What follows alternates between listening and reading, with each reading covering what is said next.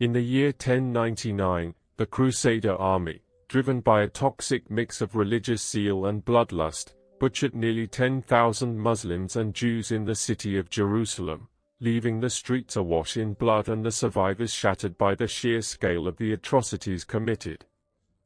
The Crusades, a series of military campaigns initiated by the Catholic Church, were supposed to reclaim the Holy Land from Muslim rule, but they descended into an abyss of savagery and destruction that would leave deep scars on the fabric of human history. As the Crusades unfolded, the world witnessed an unholy alliance of Christian fanatics, power-hungry nobles, and mercenary knights, all united in their quest for conquest and plunder. The seeds of the Crusades were sown in the 11th century, when the Byzantine Empire, the eastern bastion of Christianity, began to crumble under the pressure of Muslim expansion.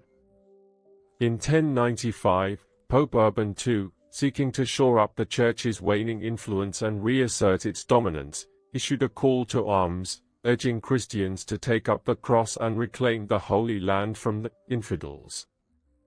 The response was overwhelming, as thousands of knights, soldiers, and peasants flocked to the banner of the cross, driven by a toxic mix of piety, patriotism, and greed. As the Crusader armies marched towards Jerusalem, they left a trail of devastation in their wake, massacring entire villages, razing cities to the ground, and slaughtering anyone who stood in their way. The Crusades were marked by an almost unimaginable level of brutality, as the Crusaders, convinced of their divine mission, showed no quarter to their enemies.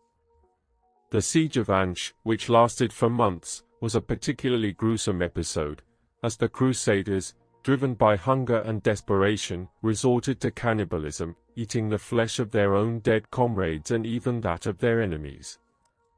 The city of Mahara, which was captured by the Crusaders in 1098, was the site of an even more horrific atrocity, as the Crusaders massacred the entire population, leaving the streets littered with the bodies of men, women, and children.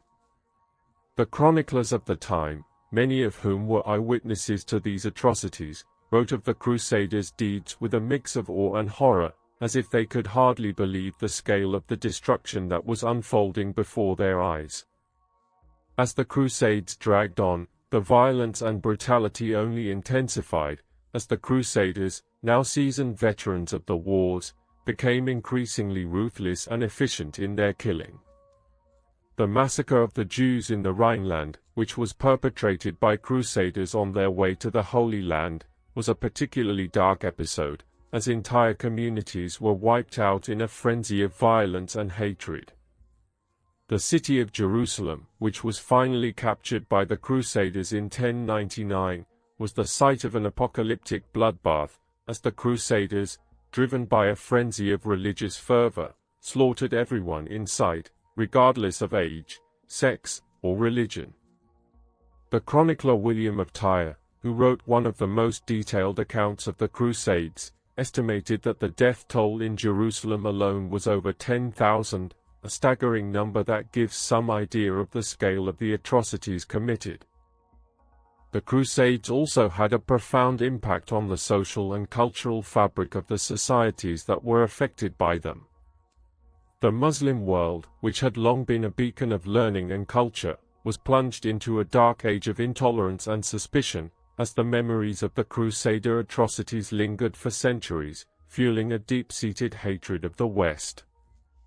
The Jewish community, which had lived in relative peace and security in the Middle East for centuries, was forced to flee or face persecution, as the Crusaders, driven by a toxic mix of anti-Semitism and religious zeal, targeted them for destruction. The Crusades also had a profound impact on the development of Western civilization, as the values of chivalry and honor that had once been the hallmark of the medieval knight were gradually replaced by a more cynical and ruthless approach to warfare, one that would have far-reaching consequences for the future of humanity.